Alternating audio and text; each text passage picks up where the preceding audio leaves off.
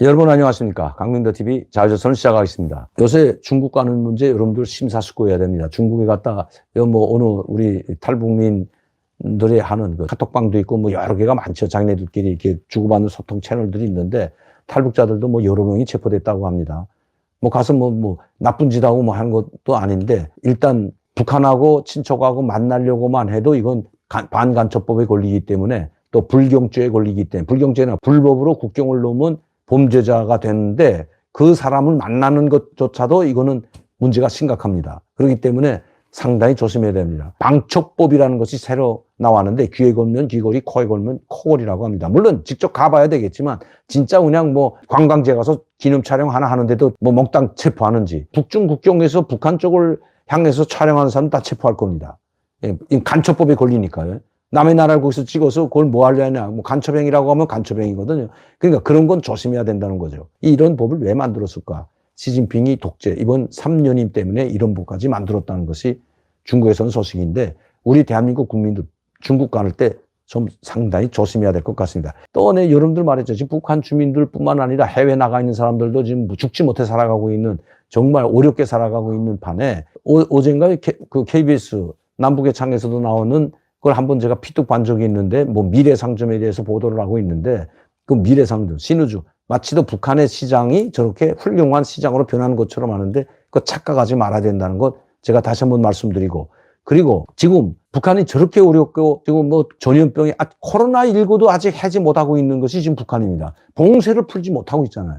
지금 봉쇄가 없어진 지 얼마인데 지금 이제 우리도 이제 한참 6월 1일부터는 완전히 봉쇄 풀고 그 전에부터 점점 다 풀어서 괜찮았죠. 그런데 지금 아직도 북한은 국경 봉쇄, 해외 국경, 북중 국경뿐만 아니라 북러 국경뿐만 아니라 전 세계와의 봉쇄를 하고 있습니다. 프랑스에 있던 영국에 있던 국경이 아니더라 거기서 사람도 들어오지 못하게 하고 프랑스에 나가 있던 자기 국내 외교관이나 무역일꾼들도 들어오지 못하게 하는 것이 지금 북한이죠. 그렇기 때문에 상당히 지금 어려운 겁니다. 지금 조선중앙TV는 어떻게 돼서 이런 미래상점을 보여주고 물건이 엄청나죠. 제가 언젠가 여러분들께 이거 사진 보여줬는데 북한 재래시장이 지금 이런 종합 편의시설로 옮겨가고 있다는 듯이 이야기인데 그거 전혀 그렇지 않다는 걸 말씀드리고 그런데 이런 것들을 올려놓으면 북한에도 대성백화점, 창광상점 많죠. 그런데 이게 상품이 그렇게 많아서 북한 주민들이 그 자기 봉급 탄 거 3,000원이면 자 노동자 봉급이 아직도 3,000원, 4,000원인데 그런데 여기서 옷을 하나 살려면 이 미래상점 이런 데서 살려면 10,000원 하는데 어떻게 삽니까? 자 20,000원, 30,000원 하는데 몇 달 벌어야 한 벌도 못 사는데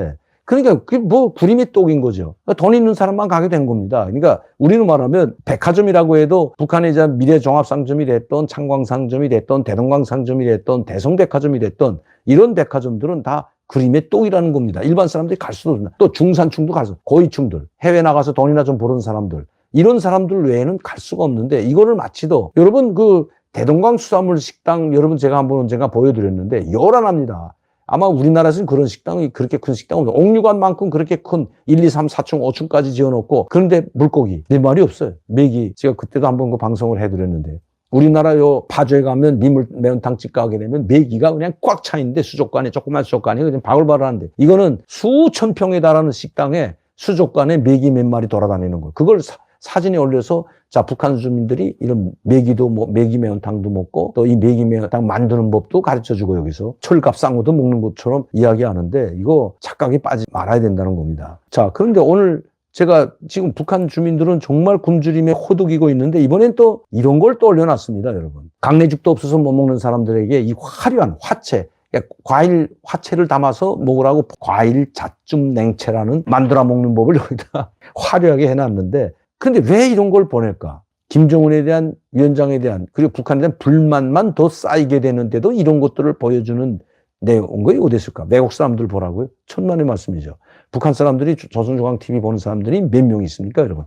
이 조선중앙방송이라는 건, TV라는 것은 일반 북한 주민들이 다 보는 건데 이런 것들을 계속 보내주는 원인이 어디 있을까요? 평양 귀족사회 그리고 있는 자들에 대한 원한만 높아가게 만드는 것이 이런 방송 프로그램 때문입니다. 김정은 체제를 무너뜨리기 위한 작전이 아닌가 저는 그렇게 보고 있는 거죠. 불만이 쌓이면 폭발하게 되는 건 당연한 거 아니겠습니까, 여러분? 북한 주민들이 분노하겠는지 안 하겠는지 여러분들이 한번 판단해 보시죠. 강내죽이라도 실컷 먹었으면 한이 없겠다고 하는 북한 사람들에게 이런 화려한 과일 잣죽 냉채를 만들어 먹으라고 만드는 법을 소개하고 있는 북한 조선중앙TV.